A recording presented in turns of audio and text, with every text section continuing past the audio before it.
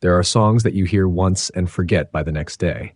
And then there are songs that feel like they've always existed, as if someone didn't write them but simply uncovered them. For many people, The Sound of Silence by Simon and Garfunkel feels like that kind of song, a piece of music so haunting and timeless that it seems older than time itself. But here's the irony. This immortal masterpiece began as a failure, a flop, a forgotten track on an album no one bought. It's the story of two young dreamers who thought their careers were over until one producer made a crazy, unapproved decision that changed music history.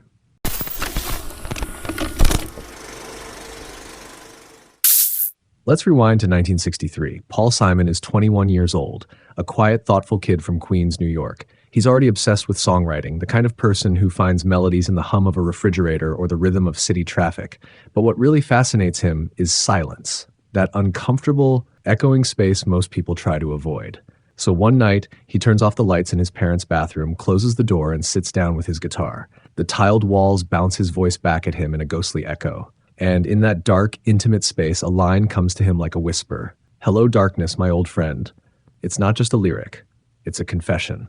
For Simon, darkness wasn't something to fear. It was something familiar, a quiet companion in a noisy world. He stays up through the night, writing the verses almost in one sitting. What he ends up with isn't a typical love song or protest anthem. It's something heavier, a meditation on loneliness, communication, and the emptiness of modern life. The following year, Simon teams up with his childhood friend Art Garfunkel. They've been singing together since high school. Their harmony's so natural, it's as if they were born from the same voice. Columbia Records signs them, and in March 1964, they record an entirely acoustic version of The Sound of Silence. Just two voices and one guitar. Nothing more. It's quiet. Too quiet for a world obsessed with dance hits and upbeat radio tunes. When their debut album, Wednesday Morning, 3 a.m., comes out that October, it goes nowhere. The record barely sells. The duo quietly breaks up. Paul Simon leaves for England to chase a solo career. Art Garfunkel goes back to Columbia University to study. And that haunting little song, the one written in the dark, fades into silence. But the world has a funny way of rediscovering what it needs. By 1965, something strange starts happening. A few radio stations, mostly college ones in Boston and Florida, begin playing the track late at night. Listeners start calling in, asking about this mysterious song with the eerie harmonies. They don't even know the artists' names. They just know how it feels. That's when Tom Wilson, the song's producer, who had also worked with Bob Dylan, takes notice. Wilson senses potential, but he knows the music scene has changed. Folk music is no longer just acoustic. Dylan himself had just gone electric, igniting a new wave called folk rock. So Wilson does something bold. Actually, reckless. Without telling Simon or Garfunkel, he takes the original acoustic recording of The Sound of Silence and overdubs it with electric guitar, bass, and drums. He hires session musicians to give it a modern, radio-friendly edge, a move completely unauthorized by the artists. It's the musical equivalent of repainting a masterpiece while the artist is out of town. In September 1965, the remixed version is released as a single. At first, it just hums quietly in the background of the charts. Then, by New Year's Day 1966, it explodes, #1 on the Billboard Hot 100. The song that once symbolized failure suddenly defines an entire generation. When Paul Simon hears the new version while living in England, he's horrified. He didn't approve those electric overdubs. To him, the purity of the original, its silence, had been invaded. But when the single skyrockets, he realizes something undeniable. The noise gave the silence power. Simon flies back to New York. He and Garfunkel reunite, now as unlikely stars. They rush into the studio to record a new album, Sounds of Silence, and the rest is history. From a flop album and a breakup came one of the most successful musical duos of the 1960s. And it all happened because one producer decided to gamble with someone else's art. But what was it about The Sound of Silence that resonated so deeply? Why did a song born in solitude become the voice of millions? Let's revisit some of the most powerful lines. The opening, of course. "Hello, darkness, my old friend. I've come to talk with you again." Few lyrics are so instantly recognizable and so deeply human. This line alone captures a feeling almost everyone knows, the strange comfort of being alone with your thoughts. It's not about fear of darkness, it's about seeking refuge in it. Simon wasn't afraid of silence. He trusted it to tell him the truth. Then later, people talking without speaking, people hearing without listening. It's one of the sharpest observations ever put to song. Simon saw the world drowning in noise, conversations, opinions, slogans, but almost no understanding. It was true in 1965, and it's truer now. We live in an era where people are constantly communicating but rarely connecting. And finally, the devastating image near the end, and the people bowed and prayed to the neon god they made. Here's the song's most chilling line, a quiet prophecy. Simon was writing about the worship of technology, media, and materialism long before smartphones and social media. The neon god represents everything artificial we create and then bow to: fame, money, the glowing screens that now fill our nights. It's not anger, it's heartbreak. He's describing how humanity traded meaning for distraction. What makes the song genius is that it never shouts its message. There's no chorus demanding your attention, no obvious hook. It just moves like a whisper through the dark, gentle, unsettling, unforgettable. At the time of its release, the US was in turmoil. The Vietnam War was escalating, racial tensions were rising, and young people were questioning everything: politics, religion, even love. Amid that chaos, Simon and Garfunkel's harmonies sounded like something fragile and pure. They didn't rage against the system. They mourned the emptiness of it. The song gave voice to the disillusionment of an entire generation.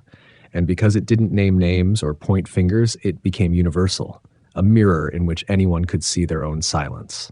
There's also something poetic about the fact that the song itself mirrors its own message. Think about it. The sound of silence was ignored when it was quiet. The pure acoustic version went unheard. Only when someone added noise, drums, guitars, production, did the world finally listen. It's almost like life imitating art. The song that warned about people hearing without listening had to be amplified before people truly heard it. When the newly reunited Simon and Garfunkel released their Sounds of Silence album in 1966, they were no longer struggling musicians. They were pioneers of a new kind of introspective, poetic pop. Songs like I Am a Rock and Homeward Bound followed, cementing their reputation as the soft-spoken philosophers of the decade. But even as their fame grew, the Sound of Silence remained their cornerstone, a haunting reminder of where it all began. For Paul Simon, it was both a gift and a burden. He once admitted that he still didn't fully understand why it connected so deeply. He just knew that the song had come from an honest place, a moment of stillness when he allowed himself to really listen. Fast forward 50 years, and the Sound of Silence refuses to fade. In 2015, the heavy metal band Disturbed released a cover that stunned everyone. Their frontman, David Draymond, delivered the opening line in a deep, trembling baritone that sent chills down the spine of anyone who heard it. What could have been a gimmick turned into one of the most powerful reinterpretations of a classic song ever recorded. When Draymond sang "Hello Darkness, My Old Friend," it felt like a man confessing to the weight of the modern world, the loneliness that still lingers despite all our ways to stay connected. That cover reached new generations who had never even heard of Simon and Garfunkel, proving the song's timelessness. Different voices, same silence. What's truly remarkable about the Sound of Silence is how it continues to evolve with time. Every decade seems to find its own meaning in it. In the 1960s, it was the anthem of a generation lost between tradition and change. In the 1980s, it felt like a nostalgic relic, the echo of a simpler time. Today, it's something else entirely, a quiet protest against the endless noise of the internet age. We talk without speaking, we hear without listening, we scroll, we post, we share, but do we understand? Simon's lyrics predicted this perfectly. It's as if he could already sense the world we live in now, a place where silence is almost extinct, where we fear being alone with our thoughts. There's one more line worth remembering.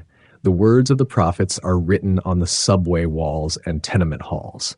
It's the song's final revelation, the reminder that wisdom often lives in the unlikeliest places, not in headlines or speeches, but in graffiti, in art, in the quiet things people create when no one's watching. That's where the real prophets speak. It's a line that has outlived the decade it was written in, and maybe it's because we still haven't learned from it. The history of the Sound of Silence is in itself a lesson in listening. If Columbia Records had given up after that first flop, if Tom Wilson hadn't taken that crazy risk, if Simon and Garfunkel had decided their musical partnership was truly over, the song would have disappeared. But instead, it was rediscovered. Not by marketing, not by hype, but by people who simply listened. It started as a whisper on late-night radio, and it grew into a worldwide echo. Even now, 6 decades later, the song still feels strangely alive. It's been used in movies, TV shows, and memorials. It's played at funerals and graduations, in war documentaries, and quiet YouTube montages. Because it speaks to the same ache that has always haunted humanity, the gap between us and the world, between who we are and who we wish we could be. Sometimes, when you strip away the noise of life, the constant scrolling, the news, the chatter, you might hear it again. That faint melody written in a dark bathroom by a 21-year-old kid. The one that started as a private conversation with silence and ended up becoming one of the most recognizable songs in history. It's almost poetic that a song about disconnection is what finally connected Simon and Garfunkel to the world. It's the sound of failure turning into faith. The sound of obscurity turning into immortality. The sound of silence.